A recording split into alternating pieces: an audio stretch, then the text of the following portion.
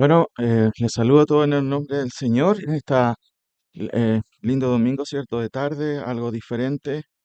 Estamos aquí, ¿cierto? Disfrutando de este precioso lugar y en esta mañana quiero reflexionar, hermanos, sobre un desafío que obviamente que siempre es importante recordarlo, siempre es importante tener una palabra del Señor con respecto a lo que son los desafíos de lo que es una verdadera espiritualidad.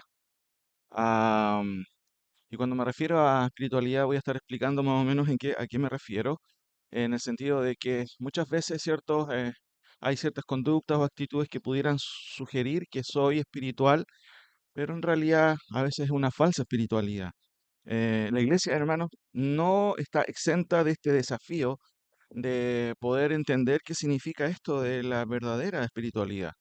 Es importante igual, hermanos, entender de que no hay iglesias perfectas, tampoco creyentes perfectos, tampoco pastores perfectos, ancianos, presbíteros perfectos, todos estamos en un camino de perfección, de santidad. Eso es importante, por lo que de partida quiero aclarar que mi punto al hablar de una verdadera espiritualidad, por supuesto, no está apuntando hacia una perfección que solo Cristo tiene, pero sí, por supuesto, a aquello que la palabra del Señor nos ayuda y que nos describe y que nos apunta justamente en este sentido. ¿Qué será esto de la falsa espiritualidad? Fíjense, y quiero que me acompañen a Segunda de Reyes, por favor, en un pasaje muy interesante. Segunda de Reyes,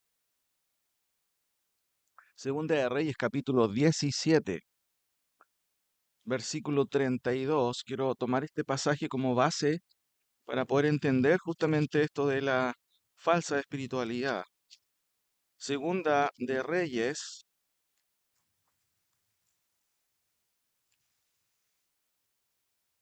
capítulo 17, del versículo 32 en adelante, del versículo 32 en adelante. Quizás comentar brevemente el contexto. Israel ya está siendo invadida por los asirios, ya están encima.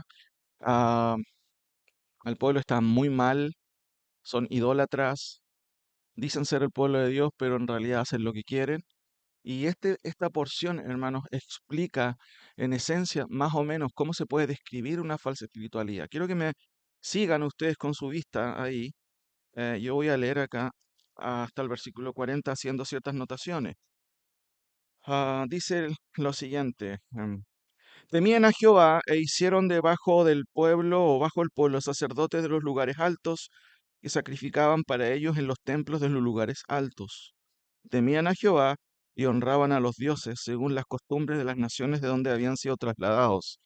Hasta hoy hacen como antes, ni temen a Jehová, ni guardan sus estatutos, ni sus ordenanzas, ni hacen según la ley y los mandamientos que prescribió Jehová a los hijos de Jacob, al cual puso el nombre de Israel, con los cuales Jehová había hecho pacto y les mandó diciendo, no temeréis a otros dioses, ni adoraréis, ni les serviréis, ni les haréis sacrificios más a Jehová, que os sacó de tierra de Egipto con grande poder y brazo extendido. A este temeréis, a este adoraréis y a este haréis sacrificio. Los estatutos y derechos y los mandamientos que os dio por escrito, cuidaréis siempre de ponerlos por obra y no temeréis a dioses ajenos. No olvidaréis el pacto que hice con vosotros, ni temeréis a dioses ajenos.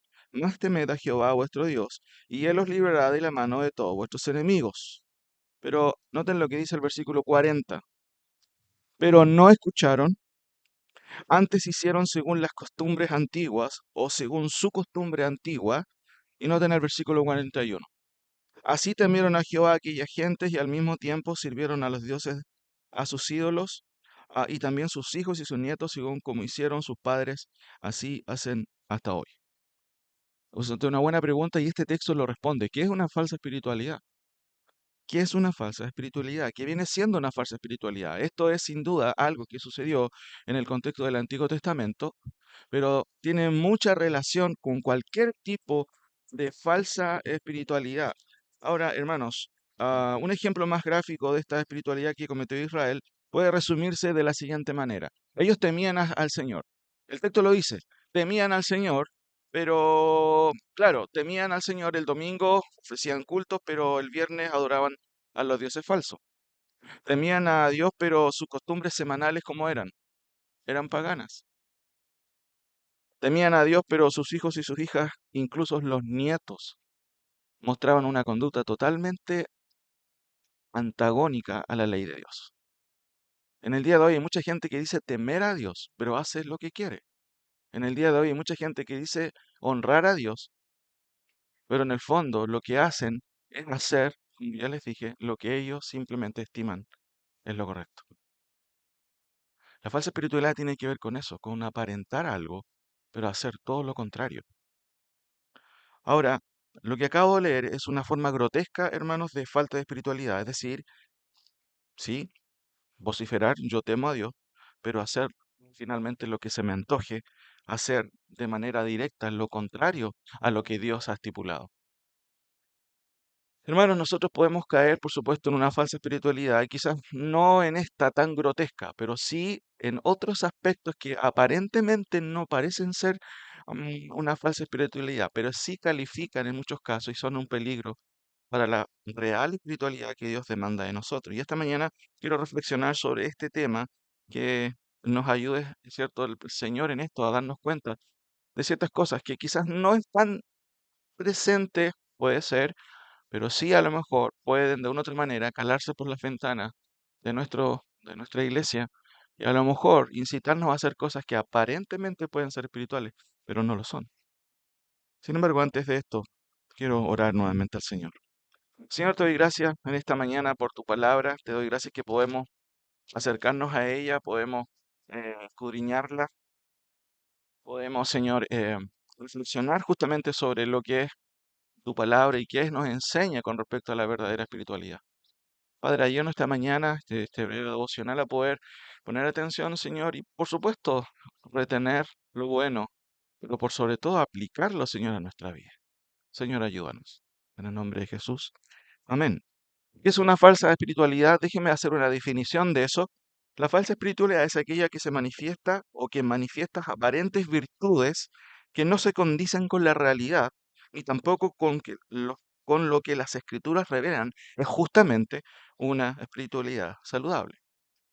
Quiero mencionar a lo menos en esta mañana cuatro cuestiones que tienen que ver justamente con pequeñas trampas que pudieran sugerir que soy espiritual, pero no necesariamente eso se sigue. Am, de hecho, en muchos casos esto en realidad más que una muestra de espiritualidad, muestra de lo contrario, de falta de sometimiento, de falta de una real, como dije yo, espiritualidad y en cierto sentido de individualismo básicamente. Un individualismo que no permite que otro me diga lo que tengo que hacer, mucho menos el liderazgo de esta iglesia o el pastor. Por eso, la falsa espiritualidad es muy sutil y puede sugerirnos, ¿cierto? O puede llevarnos en un camino equivocado. Primero, ¿qué podría ser una muestra de falsa espiritualidad? Ah, lo primero, hermanos, es el activismo para eclesiástico. Activismo para eclesiástico. Déjenme explicar eso. Para significa todo lo que tenga que ver con cosas que están al lado de. Para eclesiástico es algo que no es en sí la iglesia local, sino es cualquier otra cosa que no es la iglesia local. No necesariamente hay cosas malas. En el día de hoy ha habido una creciente, cierto, proliferación de movimientos para eclesiásticos en muchos lugares. Esto se viene dando desde mucho tiempo. En muchos casos han surgido iniciativas, cierto, cristianas, sociales, evangelizar, cierto, a lo que más se pueda y en esto no se escatiman de repente uniones internas, interconfesionales incluso, pero que no necesariamente responden a lo que la palabra dice y al estándar que Dios pide, ¿cierto?, de lo que es la unidad o la espiritualidad. Averiguando un poquito solamente, usted sabe que en el día de hoy hay hasta partidos políticos cristianos, ¿cierto? En estas fechas recibí muchos llamados de políticos cristianos tratando de poder conseguir, ¿cómo se dice?, una oportunidad, incluso dentro de nuestro contexto de iglesia local, para venir a hablar acerca de las políticas cristianas. Encontré también, por ejemplo, varias ONG en Chile que tienen excelentes propósitos de poder ayudar a los necesitados. Y no estoy diciendo que eso sea malo, hermano. Pero, por ejemplo, hay una ONG que se llama ONG Chile Cristiano. Existe con el afán declarado de hacer de Chile una nación cristiana. Tremendo, ¿ah? Tremendo. Ese es el propósito de ONGs como esta. Pero también, hermanos, hay situaciones que se dan en nuestro contexto directo. Campamentos, muchas veces, ¿cierto? Grupos, especialmente ahora que algunos chicos van a entrar a la universidad, se van a encontrar con muchos grupos internos evangélicos, que en muchos casos son una mezcla de muchas cosas. Famoso GBU, algunos lo conocen, otros grupos parecidos, que aparentemente, ¿cierto? Pueden ser saludables, pero a veces no lo son tanto. Ahora, cuando hablo de grupos hermanos para eclesiásticos, quiere decir esto, que si yo estoy participando en uno de ellos, en un grupo para eclesiásticos, no necesariamente siempre va a ser malo. Es malo cuando yo descuido el labor prioritario en mi iglesia local, y ustedes lo saben. ¿Estoy sirviendo en mi iglesia local? A veces ni siquiera aparezco en la iglesia, pero estoy en cualquier grupo metido por aquí y por allá. Y alguien pregunta, ¿estás sirviendo en tu iglesia? Ahí surge el problema. Hay cosas muy buenas en muchos grupos de este tipo, ciertos grupos para eclesiásticos que, pero hay ayudas sociales de todo tipo y ha crecido mucho en esto. Pero si yo no formo parte, hermano, del trabajo de mi iglesia local, hay una contradicción. Déjenme mencionarles que en general muchas de estas ONG o grupos para eclesiásticos tienen en este último tiempo énfasis más sociales, a veces, ayudas sociales a gente necesitada. Y eso no está mal. Sin embargo, hay un pasaje en Gálatas capítulo 6, versículo 10, si lo quieren anotar, que dice algo bien interesante. Jesucristo incluso dijo, ¿cierto? Hablando de los pobres, que los pobres se iban a acabar con el evangelio. ¿Se acuerdan o no? ¿No? Él dijo a los pobres, siempre los tendréis, ¿cierto? Entre ustedes. ¿Y cuál sería la labor? ¿Saben que históricamente han existido muchas iniciativas, incluso que han combinado o mezclado el cristianismo, incluso con filosofías que no tienen ni un sentido, con el socialismo, incluso con el marxismo? Son totalmente antagónicas. Muchos han visto incluso en Cristo una especie como de Che Guevara, incluso supuestamente, cuando la realidad no es así. ¿Cuál es el problema? Saben que Marcos, hay un texto clave de Marcos, ¿cierto? Y otros pasajes también que uno puede mencionar. Y una de las cosas que dice Marcos es que Cristo no vino a ser servido, sino a servir y a dar su vida, ¿cierto? Por muchos. Hermanos, la esencia del Evangelio, la esencia del cristianismo es venir a poder entregar un mensaje de salvación del problema más grande que tiene el hombre, que no es social. ¿Cuál es el problema del hombre? Es espiritual. El problema del hombre es espiritual. Está en enemistad con Dios, pero las luces de este humo, las luces de la filosofía, lo encandilan tanto que no puede ver su necesidad, su grande necesidad de Cristo. Ahora, Gálatas 6:10 dice, así que según tengamos oportunidad, hagamos bien. ¿Se acuerda qué dice el texto? ¿Hagamos bien a quién? A todos, pero saben que hay un adverbio ahí muy interesante. Y mayormente a los de quién? A los de la familia de la fe. Hermanos, pregunto, ¿hay necesidad en nuestro medio? Siempre hay necesidad. Siempre hay necesidad. Por eso es importante que cuando hablamos un poquito de la verdadera espiritualidad, no está mal servir, no está mal querer ser parte de cualquier ministerio para eclesiástico, pero si tú no estás trabajando en tu iglesia local, si no estás viendo la necesidad en tu contexto, entonces no está bien. Hay algo ahí mal. Ayudar a todos es excelente, incluso un buen testimonio, pero hermanos, si no estamos ayudando y principalmente llevando el evangelio a las personas, entonces no estamos haciendo bien las cosas.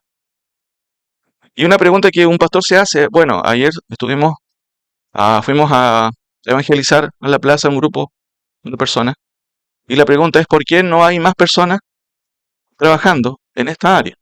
¿Por qué siempre son un grupo acotado, un grupo minoritario?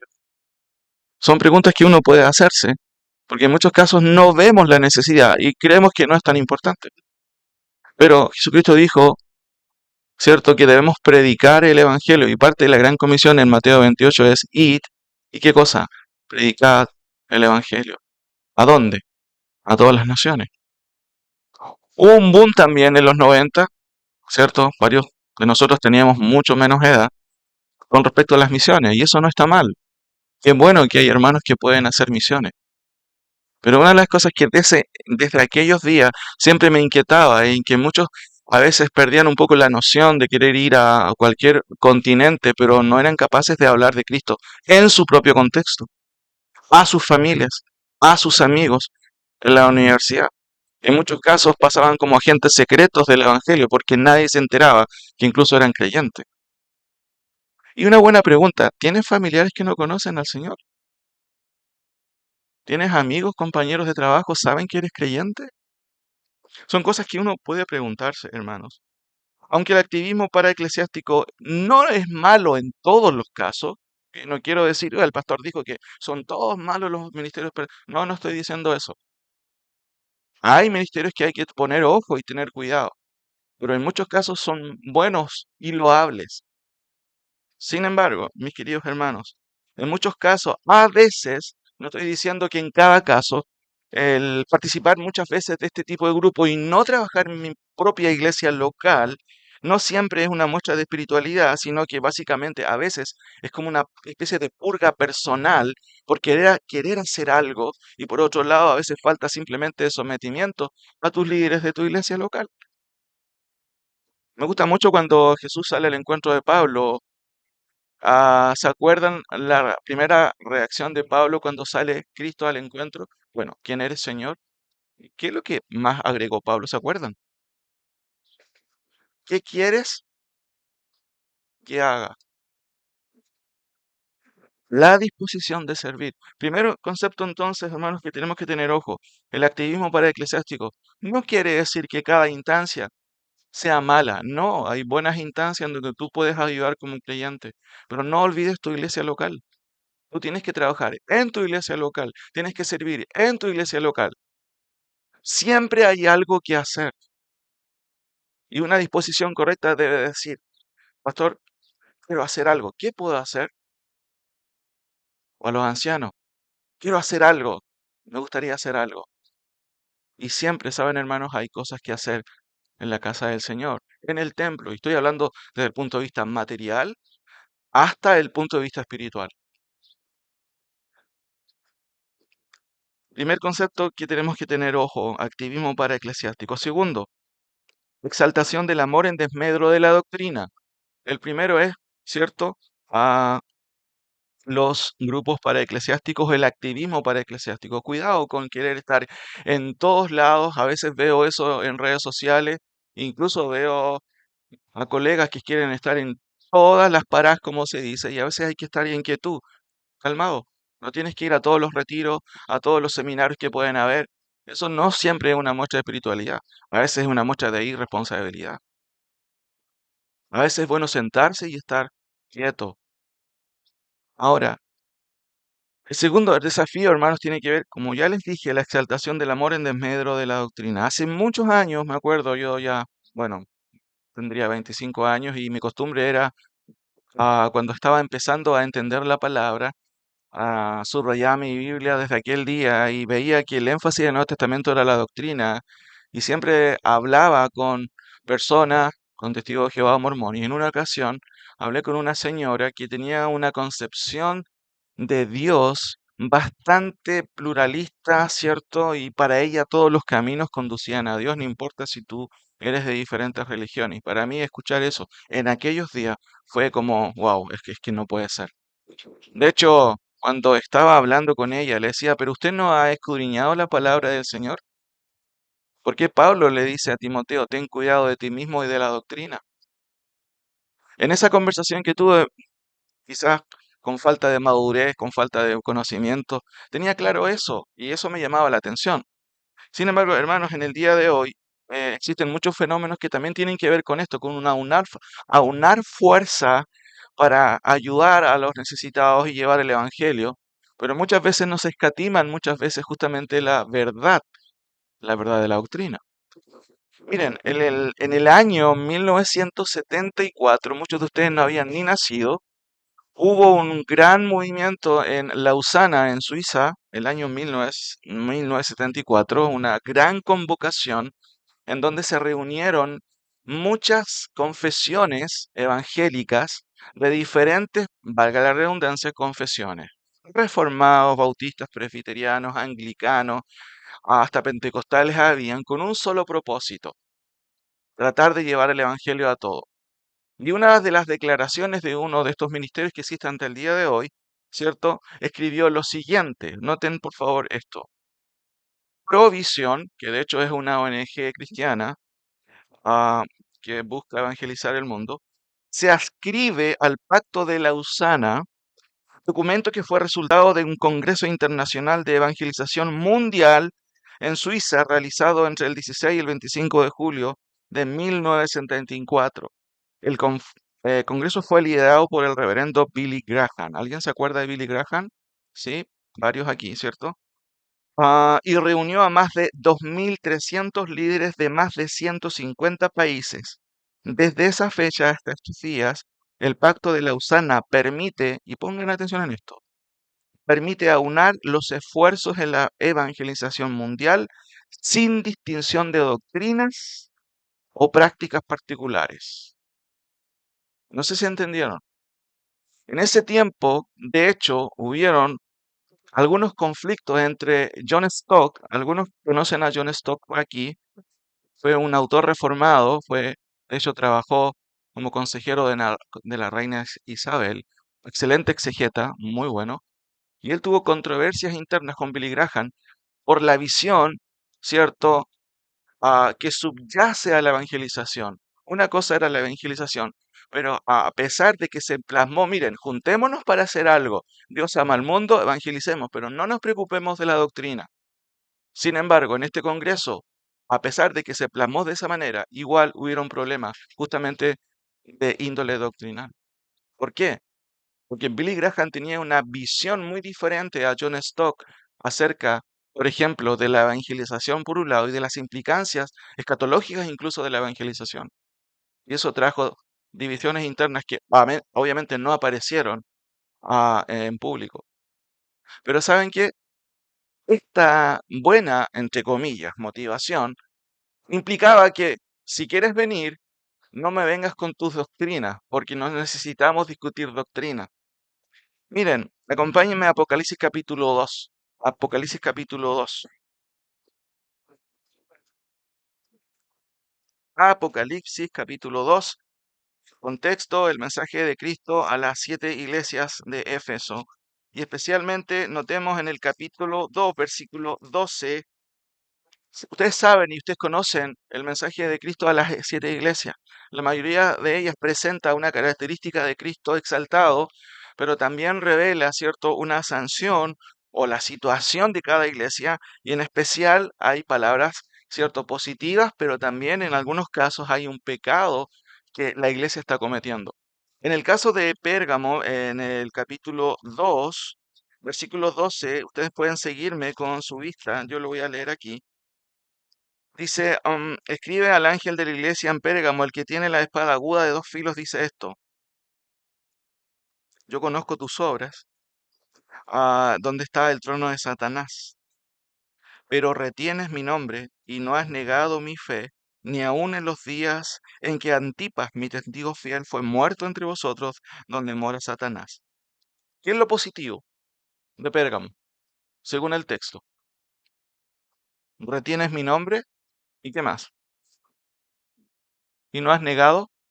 Pero ¿saben cuál es el problema? De por qué Cristo hace una crítica a esta iglesia. ¿Cuál es el problema de esta iglesia?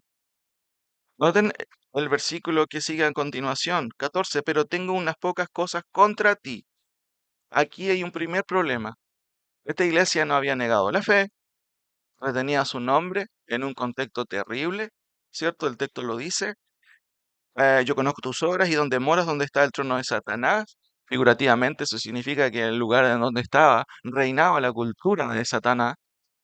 Pero fíjense el problema de esta iglesia. Pero tengo unas pocas cosas contra ti, que tienes ahí a los que retienen, ¿qué cosa? La doctrina de Balaán. ¿Y qué era la doctrina de Balaán? Si usted sigue leyendo, ¿qué enseñaba a Balac a poner tropiezo ante los hijos de Israel, a comer de cosas sacrificadas a los ídolos y a comer fornicación?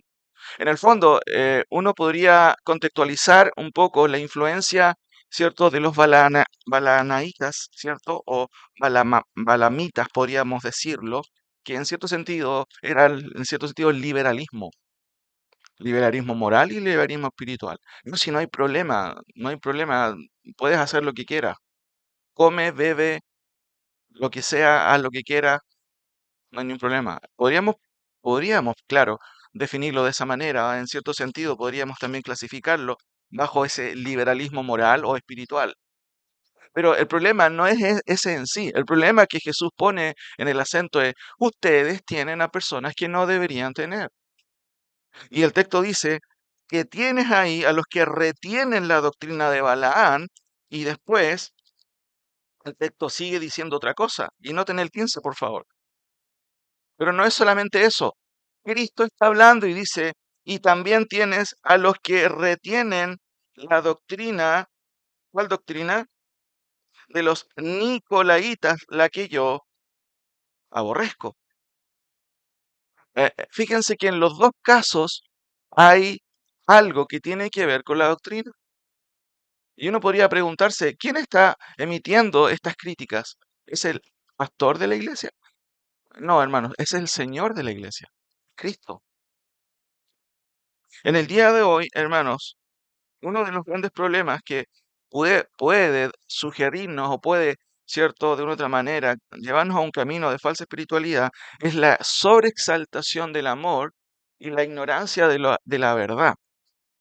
Y uno puede describirlo de diferentes maneras. La decadencia, claro, del cristianismo moderno es como la difuminación de la doctrina, como que ya no se ven los bordes. Cuando uno examina de repente diferentes ministerios, quedan muy pocos ministerios en donde aparezca declaración doctrinal. La mayoría de las veces cuando uno va examinando, quiero conocer este ministerio, tienes visión, ¿cierto? Tienes filosofía. Si hay algo de doctrina, pueden que hayan uno o dos artículos, simplemente. Artículos generales acerca de, bueno, Dios es bueno y ama a todos. Tremenda declaración doctrinal. Hermanos, tristemente, en el día de hoy hay un tiempo creciente de decadencia en donde no importa tanto la doctrina, lo importante es el amor. Pero Cristo mismo, hermanos, denuncia a la iglesia de Pérgamo de que estaba tolerando ciertas doctrinas en el contexto, ¿cierto?, del funcionamiento y la dinámica de la iglesia. Y saben que Cristo mismo lo dice ahí, las cuales yo aborrezco. En el día de hoy, hermanos, hay un creciente espíritu de espiritualidad casi terapéutica en donde la pregunta no ¿es verdad? Sino, ¿te sientes bien? En muchas iglesias es así. ¿Cómo lo pasaste? ¿Te sentiste bien?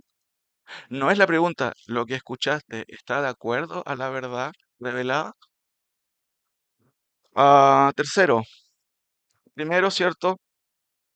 Era, entendiendo el peligro de la falsa espiritualidad, el activismo para eclesiástico. Ten cuidado, no es malo servir, pero la prioridad es servir en tu iglesia local.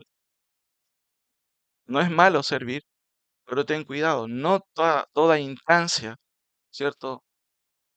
Es ortodoxa a la luz de lo que Dios pide a los creyentes. ¿Estás hablando de Cristo? ¿Estás compartiendo el Evangelio con quien no lo conoce? Hay que tener cuidado en eso. Segundo, la exaltación del amor en desmedro de qué? En desmedro de la doctrina. El caso de Pérgamo debe ser suficiente para recordarnos. Tercero, hermanos, la evasión de la realidad. Esto es un poco raro, evasión de la realidad. Suena como patológico así. ¿Cómo evasión de la realidad? Bueno, tiene que ver con el camino de los atajos. Muchas veces en el día de hoy hay personas que no quieren hacer el camino largo del sacrificio y uno lo puede, hermanos, describir en el estudio. Tú no puedes sacar buenas calificaciones si no haces algo que es primero. ¿Qué sería lo primero? Estudiar. Y en el día de hoy, en este postmodernismo, nadie quiere los caminos largos, todos quieren lo instantáneo, el camino de los atajos. Y eso también puede ser, evidentemente, hermanos, algo que puede afectar a la espiritualidad, entre comillas, o darnos una espiritualidad totalmente equivocada. Querer ser alguien que no se es en lo espiritual. Aparentar una posición, un estatus cuando aún no se tiene. Y tristemente eso se puede dar en muchos casos. El enfoque también, por supuesto, está puesto no tanto en conocer al Señor, sino en cuestiones rápidas, en quiero ser consejero, ya, pum, una semana de consejería me califica como consejero. ¿Me calificará una semana como consejero? Tristemente en el día de hoy a veces tenemos ese tipo de sensación. O también, y esto está muy ligado a la falsa espiritualidad, en el día de hoy, en el mundo de las redes sociales, yo puedo sacarme una foto, ¿cierto? No sé, un poco mostrando toda la biblioteca de libros que tengo atrás. Pero eso no significa que yo sea sabio. O si yo me saco una foto, ¿cierto? No sé, leyendo un libro o la Biblia, tampoco significa que yo soy muy espiritual o que soy re espiritual. Ahora, quiero que me acompañen a Efesios, por favor. Efesios 4. Efesios 4, versículo 11 en adelante. Efesios 4 del versículo 11 en adelante. Estoy viendo esto de la evasión de la realidad. ¿Cuál es la realidad? ¿Cuál es mi madurez de verdad? ¿Soy realmente maduro? ¿O necesito todavía aprender? Necesito pasar por procesos que quiero evitar. El camino de los atajos. Fíjense que el apóstol Pablo aquí dice, y él mismo constituyó a unos apóstoles, estoy leyendo el versículo 11 en adelante, a, a unos apóstoles, a otros profetas, a otros evangelistas, a otros pastores y maestros, a fin de perfeccionar a los santos para la obra del ministerio, para la edificación del cuerpo de Cristo, a fin de capacitar, esa es la idea original, ¿cierto?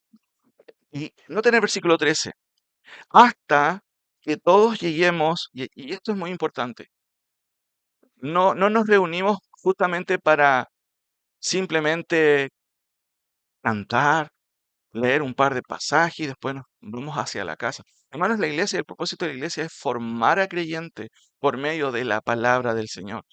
El texto dice, hasta que todos lleguemos a la unidad de la fe y del conocimiento del Hijo de Dios, a un varón perfecto, y ahí hay un estándar, a un varón perfecto, a la medida de la estatura de la plenitud de Cristo. Pero esto se da en la dinámica, hermanos, de la iglesia. Por eso que en términos generales uno puede discutir, bueno, ¿y cómo hacemos esto en la iglesia? Principalmente esto se hace por medio de la exposición de la palabra del Señor. Principalmente esto se hace por medio de la explicación de la verdad bíblica. Por eso cada instancia, hermanos, cada instancia en la iglesia debe ser aprovechada para esto. Tristemente a veces no se hace. Pero cada instancia en la iglesia es propicio para abrir la palabra del Señor y para que los creyentes crezcan. Y generalmente el proceso de crecimiento, hermanos, son procesos.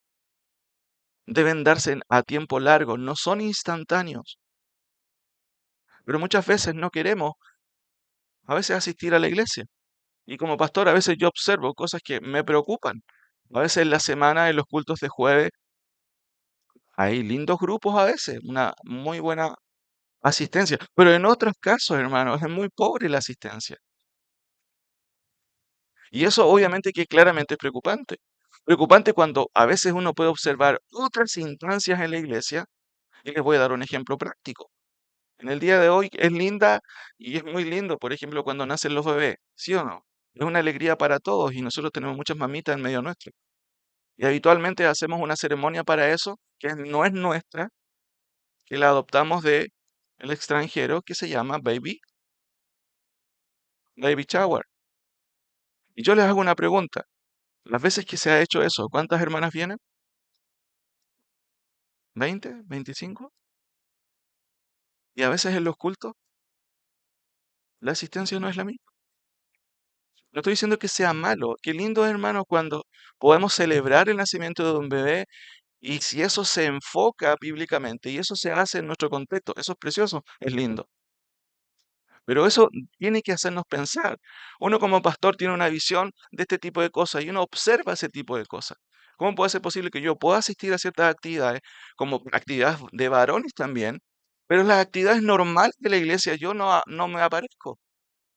Eso también es una forma, hermanos, de espiritualidad un poco deficiente, porque la espiritualidad, en cierto sentido saludable, es aquella, ¿cierto? Constante, es aquella que manifiesta una fidelidad en aquellos aspectos que no son muy pomposos.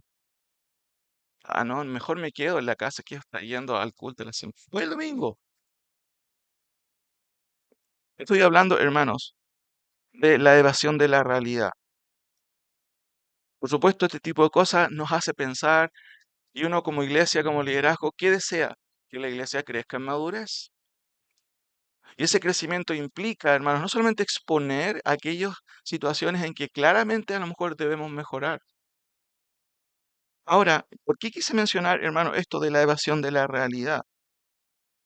¿Ustedes se acuerdan en la experiencia de Moisés?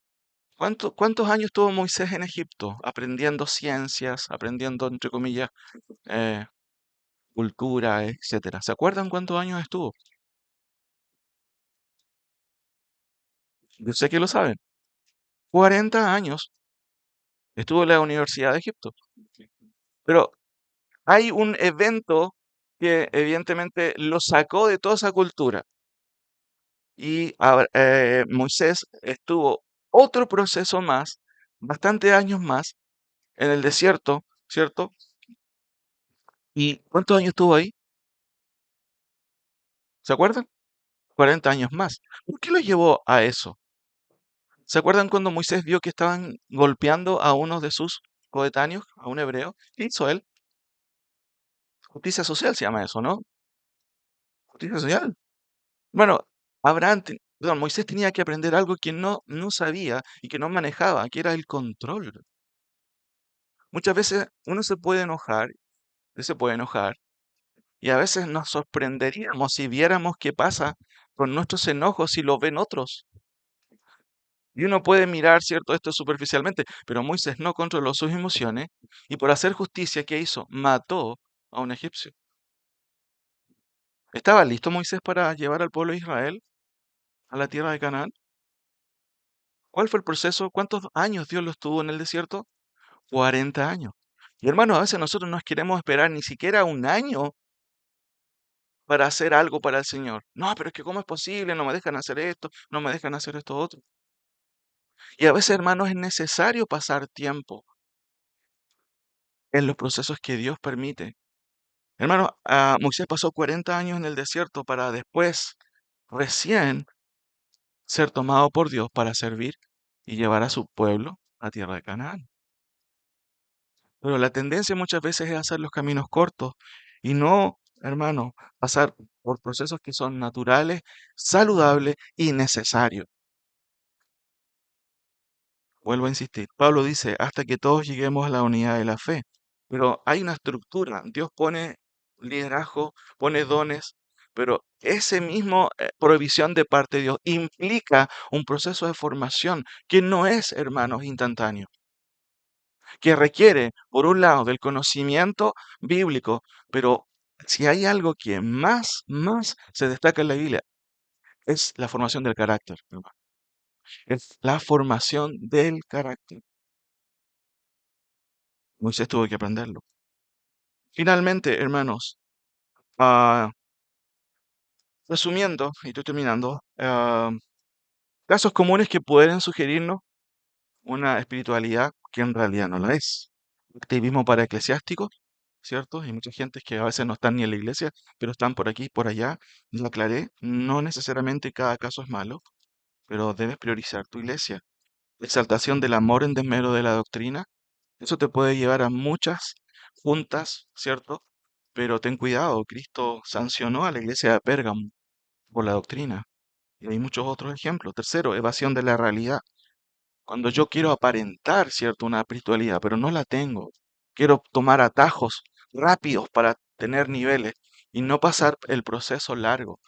Incluso de que Dios trate con mi corazón y con aquellos aspectos que no son buenos. Eso, hermanos, requiere tiempo de parte. de Dios y sus tratamientos que son muy especiales para con los creyentes. Finalmente, la pretensión espiritual, ¿cierto? Ah, ciega, una pretensión espiritual ciega, ser, ¿cierto? Pretender ser alguien que no son. Yo creo que me acompañen a Apocalipsis 3 también, por favor. Apocalipsis capítulo 3, versículo 14. Esto en cierto sentido es una contradicción en la conducta. Mostrar algo que no se es, pero no darse cuenta, hermano. Y eso es bien complicado. Noten lo que dice Apocalipsis 3:17, por favor. 3:17. Pero tú dices, eso el texto dice, pero tú dices, aquí el Señor está poniendo, ¿cierto?, en el relieve la condición de la iglesia de la Odisea, que a propósito significa, ¿cierto? Laos, viene de pueblo, es como, en cierto sentido, ah, la decisión del pueblo. Hermanos, miren lo que dice versículo 7. Pero tú dices, yo soy rico y me he enriquecido y de ninguna cosa tengo necesidad. ¿Qué dice Cristo? Y no sabes que tú eres un desventurado, miserable, pobre, ciego y qué más, desnudo. Hermano, esto se llama pretensión.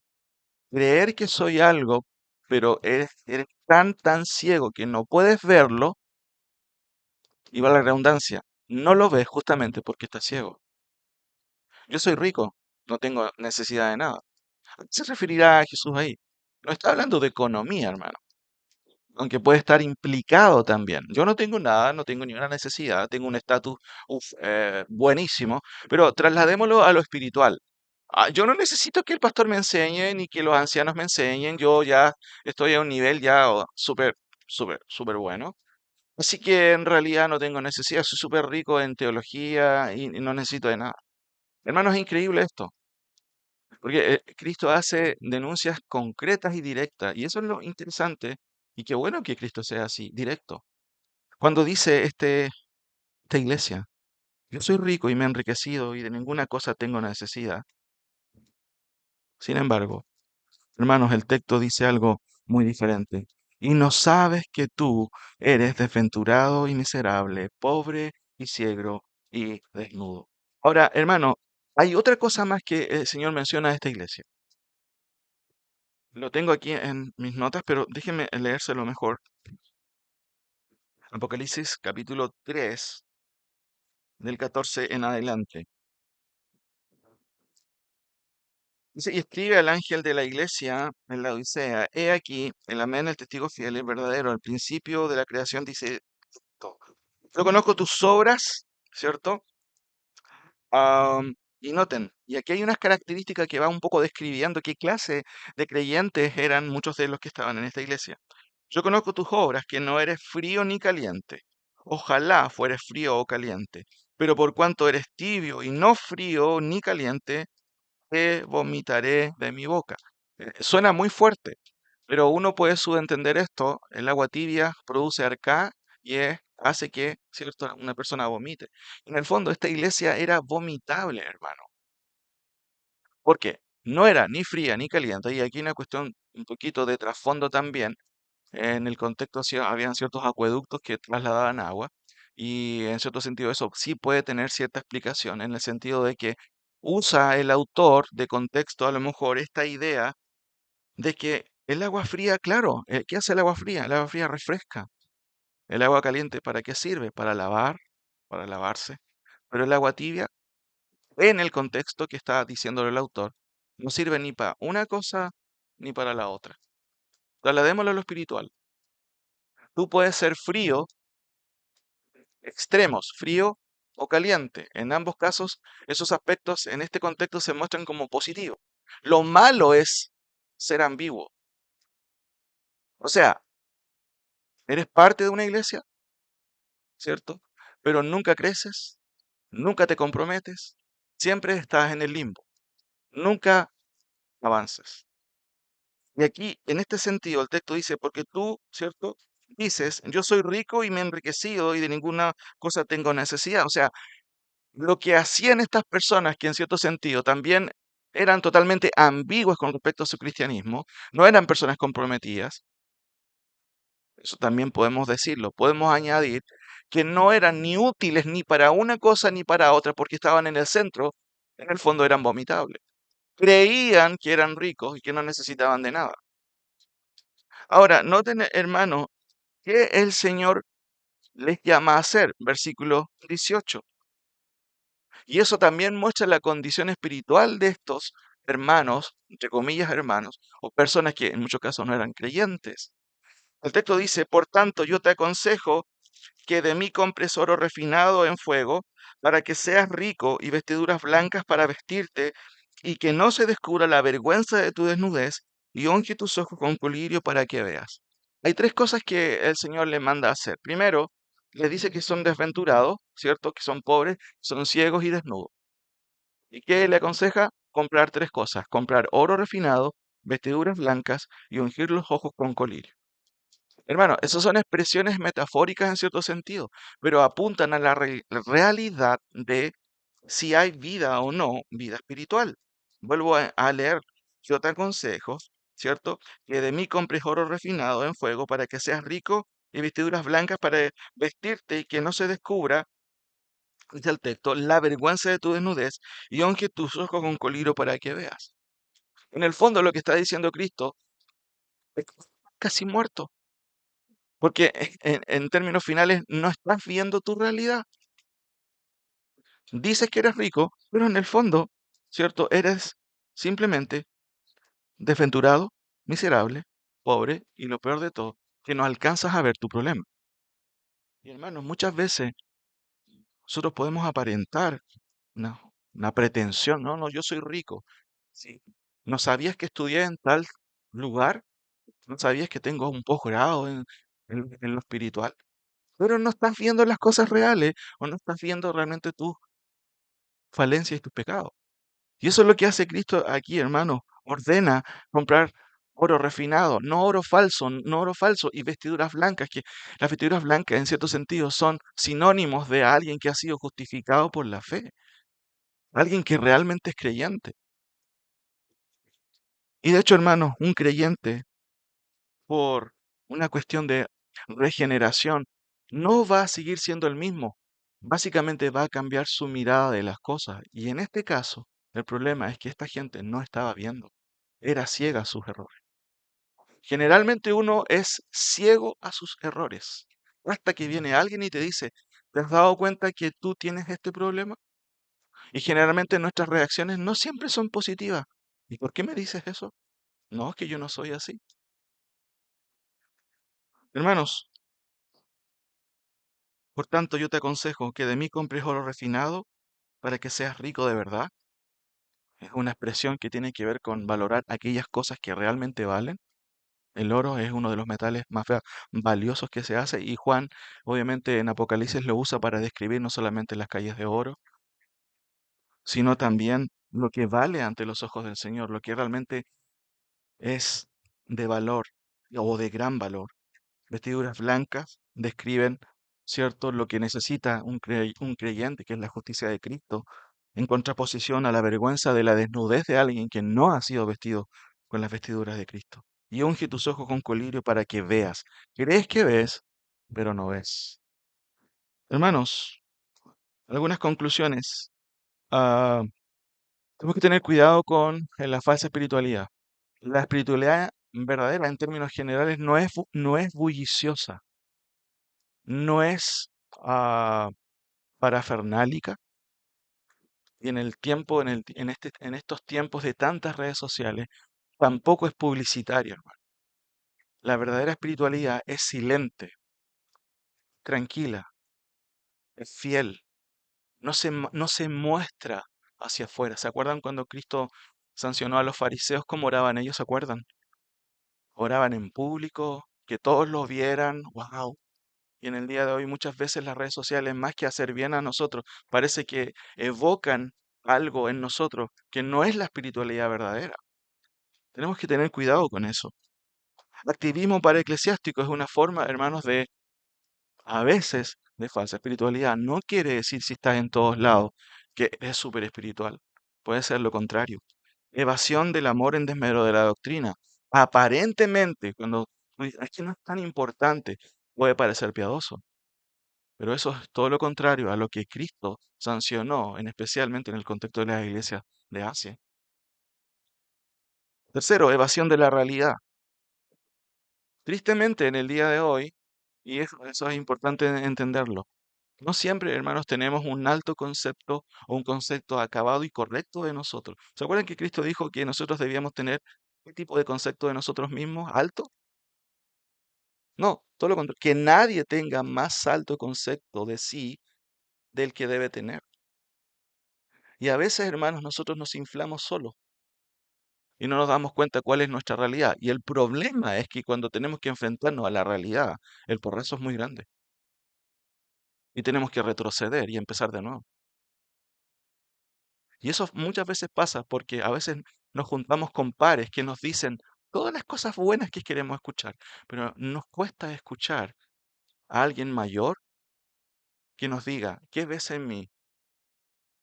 Porque nos quebramos.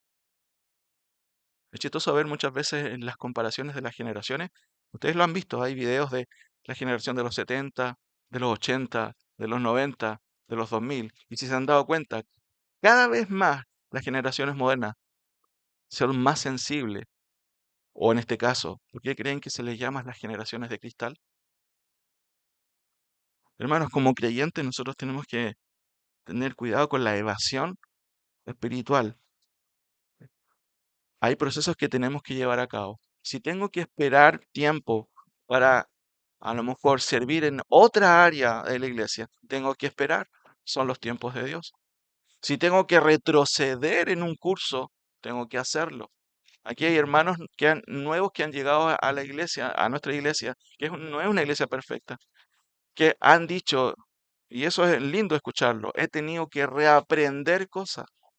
Hermanos, para llegar a decir eso se necesita también parte de humildad de corazón, porque eso significa que todo lo que aprendí en muchos casos no fueron correctas.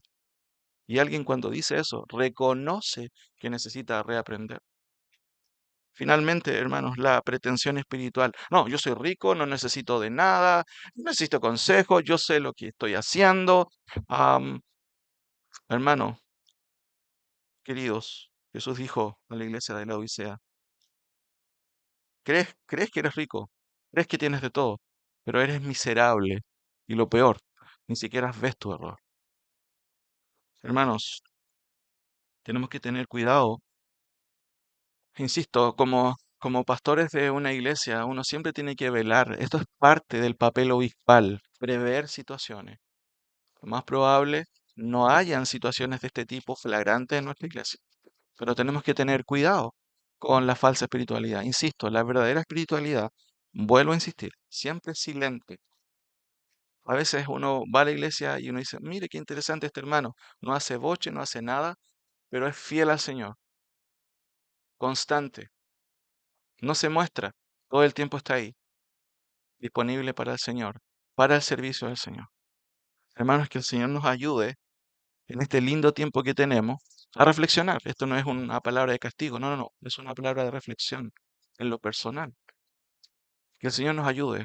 Oremos al Señor. Ore al Señor, Señor. Si hay algo que tengo que cambiar, si hay algo que necesariamente no está bien, ayúdame, Señor. Ayúdame. Ore en esa dirección. Voy a orar. Señor, ayúdanos en esta linda tarde ya, o lindo mediodía, que tú nos permites salir como iglesia. Pero por sobre todo, Señor, no nos dejes de ayudar. Ayudar en aquello, Señor, que tú requieres, tú mismo requieres de nosotros. Los fariseos acostumbraban pararse en la esquina para poder mostrarse ellos mismos. Señor, ayúdanos a tener cuidado con la falsa espiritualidad. Ayúdanos a tener cuidado con los atajos, incluso muchas veces, Señor, con enfoques egocentristas, a veces de nosotros mismos. Padre, ayúdanos a morir a nosotros mismos, más bien dicho. Ayúdanos a recordar que el servicio también a ti siempre es importante dentro del contexto de tu iglesia, a la cual tú me llamaste a estar. Señor, qué bueno es que podamos bendecir a otros, eso es lindo, pero no nos dejes confundirnos con nuestras prioridades en nuestro propio contexto. Señor, si tengo que estudiar 2 veces más algo para servirte. Señor, dame la paciencia para hacerlo.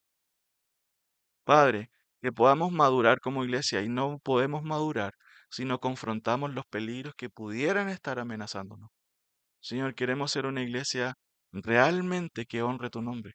Una iglesia en donde los padres toman sus responsabilidades seriamente, donde las madres son un ejemplo, en donde también las madres jóvenes puedan escuchar a las más adultas en consejos sin despreciarlos, en donde también nuestros servicios a ti son parejos, en donde a pesar de que pueda ser no tan glorioso o tan visto el venir en la semana, ser fiel en esos aspectos en donde quizás no voy a ser visto. Señor, ayúdanos a ser fiel en todo aquello que requiere de fidelidad. Gracias por mis hermanos, ayúdales a ellos también a ver y que en conjunto veamos cuáles son nuestras falencias en lo personal, para no quedarnos estancados, sino para avanzar, Señor, para avanzar en aquella espiritualidad que requiere de sacrificio, que requiere de incluso mortificar nuestra carne, Señor, que es una de las cosas más difíciles de hacer, y evitar los caminos cortos. Señor, ayúdanos, por favor. Gracias por tu palabra. En el nombre de Jesús. Amén.